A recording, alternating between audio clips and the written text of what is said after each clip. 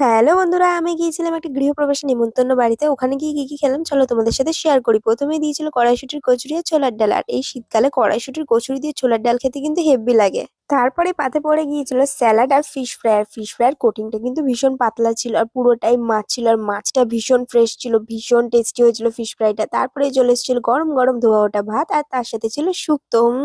দারুণ হয়েছিল খেতে শুক্তোটা। শুক্তো খাওয়া শেষ হতে না হতেই পাতে পড়ে গেল গরম গরম ভেজ ডাল আর তার সঙ্গে ছিল বেগুনি। আর এই ভেজ ডাল আর বেগুনি খেতে কিন্তু দারুণ লাগে বন্ধুরা। তারপরে দেখো পড়ে গেল পাতে বড় সাইজের একটা কাতলা মাছ। কাতলা মাছটা কিন্তু ভীষণ ফ্রেশ ছিল আর দই কাতলাটার স্বাদ আমি আর কি বলবো, খুবই টেস্টি হয়েছিল খেতে। তারপরে পাতে পড়ে গেল পাবদা মাছ, সর্ষে পাবদা। আর এই সর্ষে পাবদাটাও দারুণ হয়েছিল, মানে প্রতিটা রান্নায় দারুণ হয়েছিল।